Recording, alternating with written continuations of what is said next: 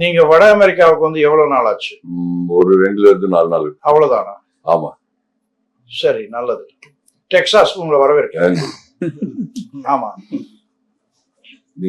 நீங்க எப்போது பாகிஸ்தான் போயிருக்கீங்க? ஆமா. ஓ ஆமா. நான் 1978 அங்க இருந்தேன். நான் கப்பல்ல வேலை செஞ்சேன். அப்போ நான் ஒரு வணிக கப்பல். சரி, நான் கடற்படை ஆராய்ச்சி துறையில வேலை செஞ்சேன். என்ன துறை? கடற்படை ஆராய்ச்சி. கடற்படை ஆராய்ச்சி துறை.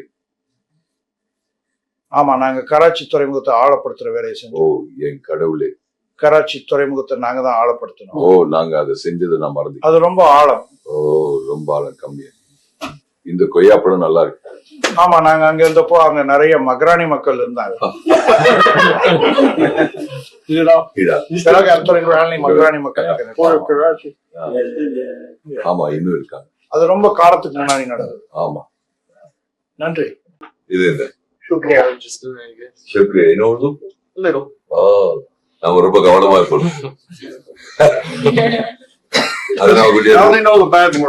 அதான் நான் நம்ம யாரையும் கெட்ட வார்த்தையில பேச மாட்டோம். குறிப்பா நான் I can say Khuda Hafiz, Allah Hafiz. சரி. I can say Shukriya. And Arabic I can say Kefalak. They call it. Another Yemkin, Shukran, Afwan, Marhaba. சரி, உங்களுக்கு அரபிக்கும் நிறைய தெரியுது. எது எப்படியோ. சரி. Shukran. சரி, சுக்ரான். Don't for sure. You've been born in Danke is and Danke Shan is thanking God. ஆமா. Sorry, that is my language. அதான் உங்களுக்கு தெரியும். Danke is close to the matter. Danke, thank you. Thank you.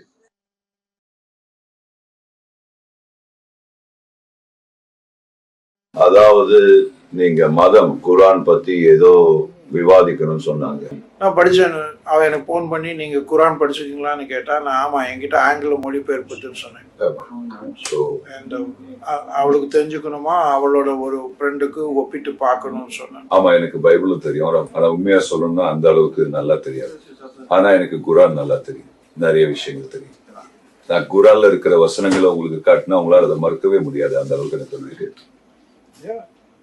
நான் நிறைய கிறிஸ்தவ மதபோதர்கள் கிட்ட கேட்டிருக்கேன்.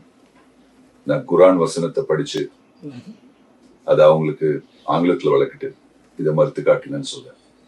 ஆனா உண்மை என்னன்னா, அது கடவுள்கிட்ட இருந்து வந்திருந்தா அது உங்களால எப்படி மறுக்கும்? இல்ல ஒருவேளை அது கடவுள்கிட்ட இருந்து வரலன்னு வச்சுப்போம். ஆனா அது கடவுள்கிட்ட இருந்து வரலன்னா அவங்க சொல்ற மாதிரி அது சாத்தானோட புத்தகம். நீங்க அதை நிராகரிப்பீங்க. ஆமா, அது அது அது அது நம்புறதுக்கு எதிரா இருந்தா எதிரா கடவுளோட கருத்து, கடவுளோட போதனைக்கு எதிரா இருந்தா நீங்க அதை நிராகரிக்கணும். ஆனா அது கடவுளோட கருத்துக்கோ இல்ல கடவுளோட போதனைக்கோ எதிரா இல்லைன்னா நீங்க அதை ஏத்துக்கணும். நான் ஒண்ணு சொல்றேன், நீங்க நேசிச்சா நீங்க கீழ்ப்படிவீங்க. ஏன்னா நீங்க கீழ்ப்படியலைன்னா நீங்க உண்மையாவே நேசிக்கலன்னு அர்த்தம். ஏன்னா ஏன்னா ஏன்னா நான் ஒண்ணு சொல்றேன், ஏன்னா நீங்க செய்யறது நம்பிக்கை இல்லாம செஞ்சா அது வீண். நீங்க ஒண்ணு செய்யறீங்க, ஆனா அதை செய்யணும்னு நீங்க நம்பலன்னா அது எப்படியும் வீண் தான். வேற யாரோ நம்புறத நான் பின்பற்றினா எனக்கு எந்த நன்மையும் இல்லை. ஏன்னா நான் நம்பிக்கையோட வாழல. நான் ஏதாவது செஞ்சா நான் நம்புறேன், ஆனா எதுவும் செய்யலைன்னா அதுவும் எனக்கு எந்த நன்மையும் தராது. ஏன்னா எதுவும் நடக்காது. வேற யாரும் இதனால ஈர்க்கப்பட மாட்டாங்க. அதனால நான் நம்புனா நான் ஏதாவது செய்யணும். நான் நம்பலைன்னா நான் எதுவும் செய்ய வேண்டியதில்லை. அதனாலதான் நிறைய பேர் சொல்றாங்க கடவுள் இருக்காருன்னு நான் நம்பல. ஏன்னா அப்போ அவங்க எதுவும் செய்ய வேண்டியதில்லை. அதான் நீங்க சொல்றது எனக்கு புரியுது. ஆனா எல்லாரும் எதையாவது ஒண்ணு நம்புறாங்கன்னு நான் நினைக்கிறேன். நான் கடவுளை நம்பல அப்படின்னு சொன்னா அது என்னோட நம்பிக்கை. அது நான் கடவுளை நம்பல அப்படின்னு நீங்க சொன்னா என்னோட நம்பிக்கை இல்ல. அது இல்ல, அது ஒரு மனுஷனா இல்ல, அது என்னோட நம்பிக்கை. அது என்னோட நம்பிக்கையா இருக்கும். நான் கடவுளை நம்பலங்கிறது என்னோட நம்பிக்கை. அப்புறம் ஆமா, சில கம்யூனிஸ்ட் மக்கள் கடவுள் இல்லைன்னு சொல்றாங்க. அப்ப அது அவங்களோட நம்பிக்கை. ஆனா கடவுள் நீங்க நீர் இல்லைன்னு சொல்றாரு. நீச்சவே அந்த தத்துவ ஞானியே கடவுள் இல்லைன்னு சொன்னாரு. இப்ப கடவுள் சொல்றாரு. இப்போ நீச்சவே இல்ல, நீர் இல்லைன்னு. ஆமா, எல்லாரும் எதையாவது ஒண்ணு நம்புறாங்கிறது தான் என்னோட பாயிண்ட். அது நம்பிக்கை இல்லாதவங்க யாருமே இல்லை. நீங்க சொல்றது சரிதான் நினைக்கிறேன். நம்ம எல்லாருக்குமே நம்புறதுக்கான சக்தி இருக்குன்னு நினைக்கிறேன். ஆமா, நம்புறதுக்கான சக்தி. நம்ம எல்லாரும் படைக்கப்பட்டிருக்கோம்னு நான் நம்புறேன். எனக்கு பரிணாம வளர்ச்சியில நம்பிக்கை இல்ல. நான் படைப்பை இல்ல நீங்க எதை நம்பினாலும் நான் பொதுவா சொல்றேன். நான் என்ன நம்புறேன்னா, இந்த படைப்பு கடவுள் நம்மள படைச்சப்போ, ஆமா அது உங்க நம்பிக்கை. ஆமா, கடவுள் நம்மள படைச்சப்போ நம்புறதுக்கான சக்தியே நமக்குள்ள வச்சிருக்காரு. ஆமா, நான் எதையும் நம்பலன்னா கூட அதுவும் என்னோட நம்பிக்கை தான். இல்ல, மத்தவங்க நம்புறது நீங்க நம்பலன்னு சொன்னா கூட நீங்க ஏதோ ஒண்ணு நம்புறீங்கன்னு தான் அர்த்தம். அதுதான் நானும் சொன்னேன். நீங்க வாழ்றீங்க, நீங்க எதை நம்புறீங்களோ நீங்க நம்புறீங்கன்றது முக்கியம். ஆமா, அதுதான் நானும் அதான் நினைக்கிறேன். அதுதான் நானும் சொன்னேன். ஆமா, ஏன்னா நீங்க எதை நம்புறீங்களோ அதை வச்சுதான் நீங்க செயல்படுறீங்க. ஆமா, ஆனா சில பேர் நம்புறதா சொல்றாங்க, ஆனா அதுபடி நடக்கிறது இல்ல. அதுதான் பிரச்சனை. அப்போ அவங்க உண்மையிலேயே நம்பல, சும்மா பேசுறாங்க. ஆனா சரி, அது பரவாயில்ல. நான் ஒண்ணு சொல்றேன். ஆமா, மனுஷங்களோட செயல்களுக்கு காரணம் இருக்கு. நான் என்ன செய்யறேன்றது என்ன தீர்மானிக்காது. கடவுள் என்ன செய்யறாரோ அதுதான். கடவுள் என்ன செய்யறாருன்னா, அவரு தன்னை வெளிப்படுத்தி கத்து கொடுக்கிறார். ஆரம்பத்துல இருந்தே கடவுள் சொல்றாரு, என்னை பின்பற்றுங்க, நான் உங்க கடவுளா இருப்பேன், நீங்க என் மக்களா இருங்க. ஆனா நிறைய பேர் இல்ல, எங்களுக்கு விதிமுறைகள் வேணும், விதிமுறைகள் இருந்தாதான் நாங்க எப்போ ஜெயிக்கிறோம்னு எங்களுக்கு தெரியணும்னு சொல்றாங்க. கடவுள் சொல்றாரு, இல்ல, என்னை பின்பற்றி என் கூடவே இருந்து என் மக்களா இருக்கிறதே சிறந்த வழி, நான் உங்க கடவுளா இருப்பேன். நீங்க விழும்போது அவர் உங்களை கொண்டுட மாட்டார். அவங்க உன்னை தூக்கி நீ அப்படி செஞ்சிருக்க கூடாது அப்படின்னு சொல்லுவாங்க. நீ இருக்க வேண்டிய இடம் இதுதான், நீ என் கூட தான் இருக்க, நான் உன்னோட கடவுளா இருப்பேன், நீங்க என் மக்களா இருப்பீங்க. அதுதான் என்னோட நம்பிக்கை. இப்போ நான் பார்க்கிற ஒவ்வொரு போதகரும் ஏகப்பட்ட விதிகளை போடணும்னு நினைக்கிறாங்க. நீ இதை செய்யணும், அதை செய்யணும், இதை செய்யணும், நீ கண்டிப்பா இதை செய்யணும். எனக்கு அதுல நம்பிக்கை இல்லைன்னா அதனால எனக்கு எந்த பயனும் இல்லை. நான் அதை செஞ்சாலும் எனக்கு அதுல நம்பிக்கை இல்லைன்னா அது சும்மா ஒரு மேளத்துல சத்தம் போடுற மாதிரி தான். நான் அதை நம்பி செஞ்சா என்னோட நம்பிக்கையின்படி நான் வாழ்றேன்னு அர்த்தம். அப்போ அது எனக்கு நல்லது செய்யும். நான் என் தலையில ஒரு பாகிஸ்தானி ஷால் கட்டிக்கலாம். நான் அங்கே போனா அவங்க சொல்லுவாங்க, அங்கே பாரு ஒரு பத்தான் போறான் அப்படின்னு. சரியா? பத்தான் பாரு அங்க இருக்கான், சரியா? ஆமா, அடித்தான் அவங்க சொல்லுவாங்க. நீங்க எங்கிருந்து வரீங்கிறது முக்கியம். ஆனா அவங்க உங்களை என்னவா நினைக்கிறாங்கிறதா விஷயம். நான் முஸ்லிம்னு சொன்னா அவங்க முஸ்லிமா இருந்தா நீங்க ஒரு நல்ல மனிதர் அப்படின்னு சொல்லுவாங்க. நான் கிறிஸ்டியன் சொன்னா அவங்க கிறிஸ்டியனா இருந்தா அவர் ஒரு நல்லவர் அப்படின்னு சொல்லுவாங்க. ஆனா நான் அப்படி இல்லைன்னா, நான் ரொம்ப மோசமானவமா இருந்தா என்ன பண்றது? எனக்கு நல்லவங்களான முஸ்லிம்களையும் தெரியும், கெட்டவங்களான முஸ்லிம்களையும் தெரியும், ரொம்ப மோசமான கிறிஸ்தவர்களையும் தெரியும், அதே சமயம் நல்லவங்களான கிறிஸ்தவர்களையும் தெரியும்.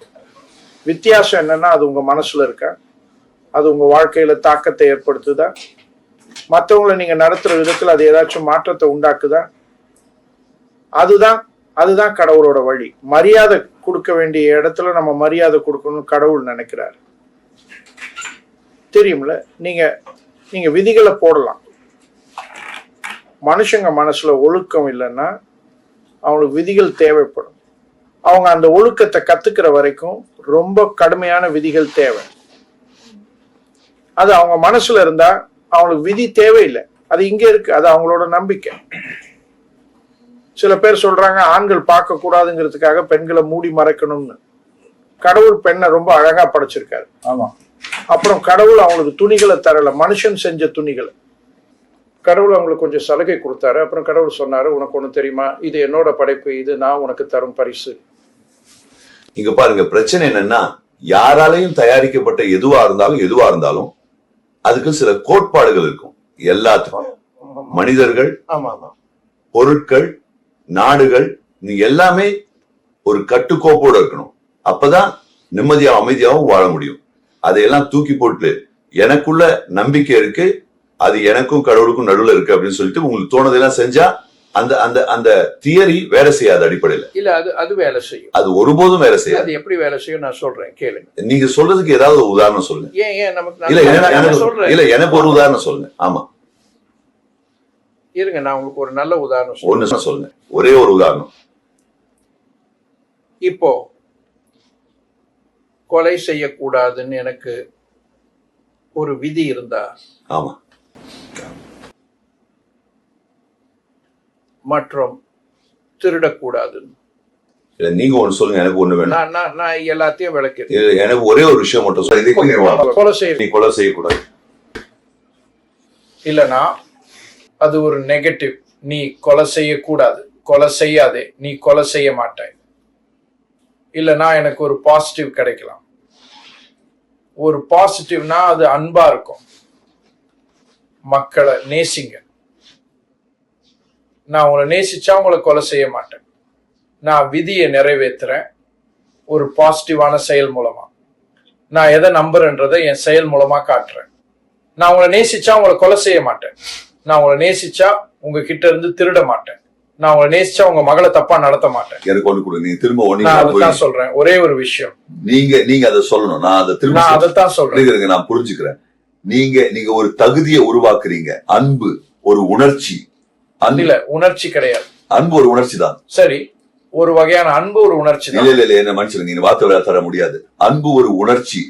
இருங்க, நான் அந்த அன்பவோட வகையை விளக்குறேன். நான் கண்டிப்பா நான் சொல்லிதான் ஆகணும். அந்த கிரேக்க வார்த்தைகள் இல்ல, நம்ம கிரேக்க எல்லாம் வேண்டாம், நான் தமிழ் தான் பேசிட்டு இருக்கோம். நான் கிரேக்க சொல்றேன், எனக்கு ஆங்கிலம் புரியும். சரி, அப்போ நான் அந்த அன்போட வகையை விளக்குறேன்.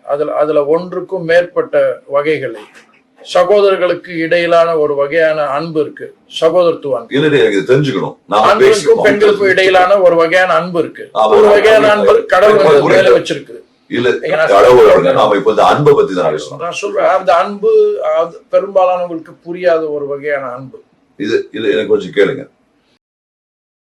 நீங்க முதல்ல ஒண்ணு புரிஞ்சுக்கணும். நாம ஒரு விஷயத்துல உடம்படணும். அதாவது உணர்ச்சிகளும் அறிவும் உணர்வுக்கும் எந்த சம்பந்தமும். நான் சொல்றதை கொஞ்சம் கேளுங்க சார். அன்பு நான் சொன்னது, உணர்ச்சிகள், ஆசைகள், அப்புறம் அறிவு. நாம அறிவும் உணர்ச்சிகளும் சேர்ந்த ஒரு கலவை. ஆமா, நானும் அப்படிதான் நினைக்கிறேன். ஆமா. சோ அந்த உணர்ச்சிகள் பகுதியை நாம அடையாளம் காணும். அன்புங்கிறது ஒரு உணர்ச்சி, வெறுப்புங்கிறது ஒரு உணர்ச்சி, பொறாமைங்கிறது ஒரு உணர்ச்சி, கோபங்கிறது ஒரு உணர்ச்சி. அதனால நீங்க இதெல்லாம் உணர்ச்சிங்கிற ஒரே வகையில சேர்க்கிறீங்க, அது உணர்ச்சி தான்.